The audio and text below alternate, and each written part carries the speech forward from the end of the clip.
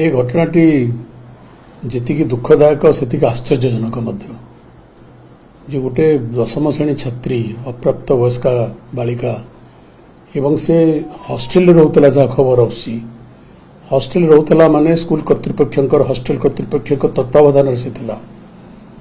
पाखरे तार बाप माँ नथिले कि अन्य परिवार अभिभावक नथिले स्कूल कर्तृपक्ष बा हॉस्टेल कर्तृपक्ष हेले से छुआटीर अभिभावक एवं से अवस्था से प्रेग्नेंट भी हला एवं 10 मास कि 9 मास गर्भवती भी हला तापरे तार प्रसव हला एवं एति दिन काल हॉस्टेल कर्तृपक्ष जानी पारिले नहीं प्रधान शिक्षयित्री अन्य शिक्षक शिक्षयित्री जानी पारिले नहीं हॉस्टेल जो स्टाफ थे से जानी पारिले नहीं या ठुर बड़ी दुख एवं आश्चर्य विषय कौन हो पारे इथुरु जना पड़ुची जे आमे हरिजन आदिवासी बहुत कुम्भीर कांदन कांदुचु तांका एते सुव्यवस्था करदेला बोली उद्घोष करुचु सरकार माने करुचंती किंतु ये जो घटना ये गोटे उदाहरण सब कथार पर्दाफाश करुची जे आज राज्य रे हरिजन आदिवासी माने केते असुरक्षित तांकर छुआ पिला केते असुरक्षित सरकार एवं स्कूल कर्तृपक्ष तत्वावधान हॉस्टेल रोतबा पुओ झील मैंने विशेषकर झील मैंने बालिका मैंने केते असुरक्षित ये गोटे घटना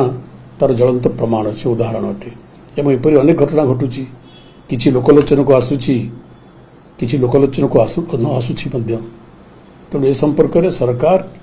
तो निश्चित भाव में गंभीरतार सहित विषय को नबार दरकार एवं तार सहित सहित जो मैंने समाजर नेतृत्व नौछंती जो मैंने समाजर स्वच्छल वर्ग अछंती जो माने शिक्षित वर्ग अछंती से माने भी ए संपर्क में अत्यधिक सचेतन होवार आवश्यक जे आमर सामाजिक विधि व्यवस्था केते निम्नगामी होउची एवं साधारण हरिजन आदिवासी घर छुआ पिला पुओ झियो केते असुरक्षित रहउचंती से संपर्क में सरकार भी सचेतन होवार आवश्यकता रही एवं आम समस्ते मत सचेतन होवार आवश्यकता रही एवं ए संपर्क में पुंखानुपुंख अनुसंधान होवार आवश्यक केवल किसी लोगों को सस्पेंड करदेले एवं सामयिक हुए तो सांत्वना मिल पारे किंतु यार दीर्घस्थायी व्यवस्था किपरि करा जाई परिबो से संपर्क में सरकार और समाज उभय चिंता करवार आवश्यकता रही।